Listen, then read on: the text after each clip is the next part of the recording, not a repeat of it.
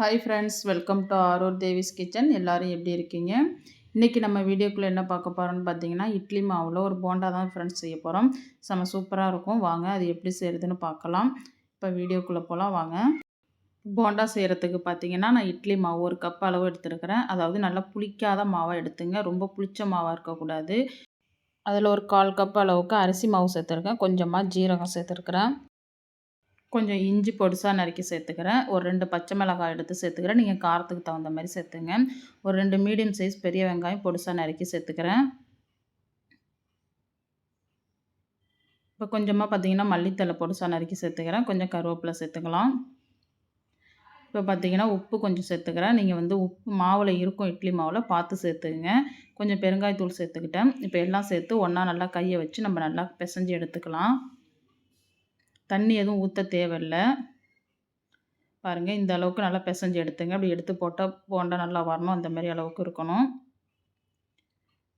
பாருங்கள், நான் இப்போ எண்ணெய் செட்டில் எண்ணெய் வச்சுட்டு நல்லா சூடு ஏறிடுச்சு. இப்போ நம்ம அதில் போட்டு பொரித்து எடுத்துக்கலாம்.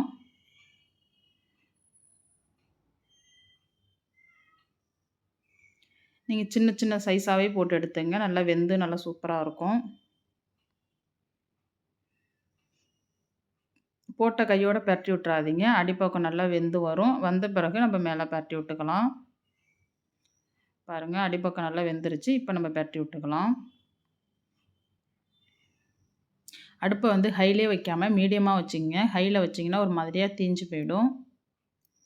உள்ளே வேகாமல் இருக்கும். மேலே நல்லா வெந்த மாரி இருக்கும். உள்ளே வேகாமல் இருக்கும். அதனால் அடுப்பை மீடியமாக வச்சுங்க. பாருங்கள், இப்போல்லாம் நல்லா வெந்துருச்சு. நம்ம எடுத்துக்கலாம்.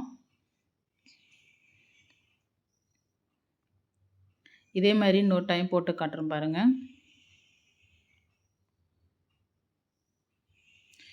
ரொம்ப சூப்பராக இருக்கும் ஃப்ரெண்ட்ஸ். இந்த போண்டா நல்லா டேஸ்ட்டாக இருக்கும். நீங்கள் ஒரு டைம் ட்ரை பண்ணி பாருங்கள். ட்ரை பண்ணி பார்த்துட்டு எப்படி இருக்குங்கிறத எனக்கு சொல்லுங்கள். பாருங்கள், அப்படியே பந்து மாதிரி பால் மாதிரி இருக்குது பாருங்கள். பார்க்குறதுக்கே எவ்வளோ சூப்பராக இருக்குது பாருங்கள். அவ்வளோதான் ஃப்ரெண்ட்ஸ், எல்லாமே நல்லா வெந்துருச்சு. இப்போ எடுத்துக்கலாம்.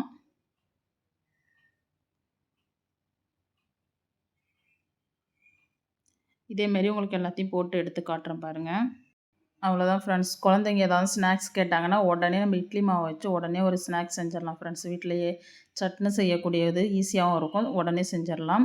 பார்த்துட்டு எப்படி இருக்குங்கிறத எனக்கு கமெண்ட்ஸில் சொல்லுங்கள். நீங்களும் ட்ரை பண்ணி பாருங்கள். இந்த வீடியோ பிடிச்சிருந்துச்சின்னா லைக் பண்ணுங்கள், ஷேர் பண்ணுங்கள், கமெண்ட் பண்ணுங்கள் ஃப்ரெண்ட்ஸ்.